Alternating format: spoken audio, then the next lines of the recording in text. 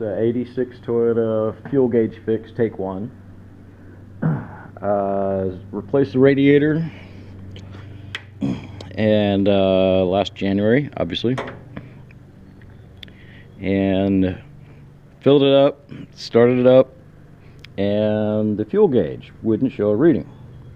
So could be one of three things. I took the wire off right there. The fuel sending or temperature senders right there, right below the fuel pump here. Got a single yellow wire.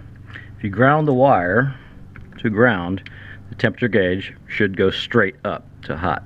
Did not do that. So then I checked to make sure that this wire goes all the way up to the dashboard, which is yellow and green, yellow with a green stripe. Got continuity there, so I knew that wire was good, wasn't broken anywhere. Next thing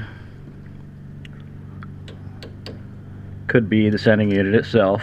So I bought a new one from AC Delco. It wouldn't fit, but while this one was out, I tested it in heat, checked the ohms at normal temperature, then heated it up, and the resistance, of course, went way up.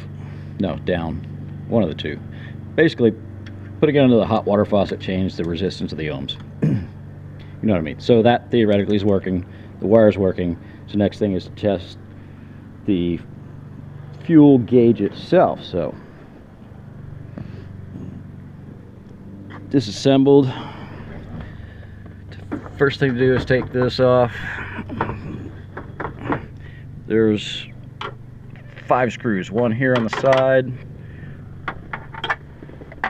one here, and then 2 on the bottom, and then this simply comes off and up and over the steering wheel.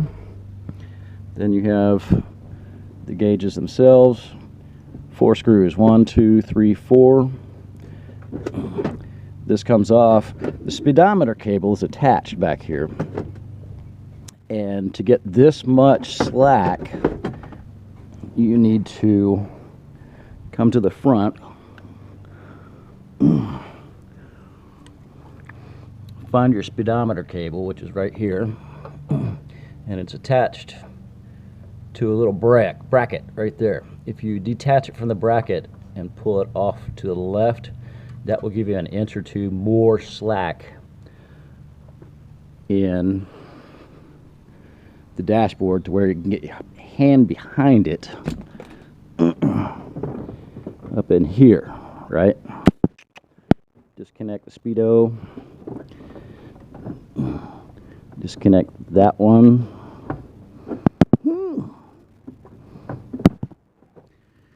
You have 3 connectors there in the middle here, and 1 to the far right, and you can get that out. Disassembling the black from the white with these 8 pins here, here, and then 4 on the bottom. We'll disassemble this. You can get to the back of the temp gauge. Right. Now this is where it gets sensitive and tricky, and take your time. There's 4. No, I have to take that back. The temp gauge is connected by conductors to the fuel gauge. There are 4 nuts, 4 pins with nuts on them. Disassemble that and be very careful. This is very sensitive in there. If you turn it around, look on the back side of it, there's tiny little wires, almost look like electromagnets wrapped around, and they cause the fuel gauge to heat up or whatever and flex. But there's a little contact point, a little screw that is set, and it's just a contact point. I noticed that that was corroded, right, and wasn't letting power get through over to the fuel gauge. The little contact point is flexible, and what I did was took a little bit of corrosion off of there using an X-Acto knife. Be very careful, very exacting with the X-Acto knife, and scrape that corrosion off both sides, the tiny little screw and the contact point where the screw is actually touching it. I wish I could show you all this, but I don't want to take it all apart again, sorry. Once I did that, put it all together, hooked it back up, tested it. First thing I did was grounded the wire in the front straight to ground, and it went straight to hot, so I knew it was working. Put it all together, started the engine, let it warm up. Temp gauge is working now. So if there's any questions, post it in the comments and I'll get back to you.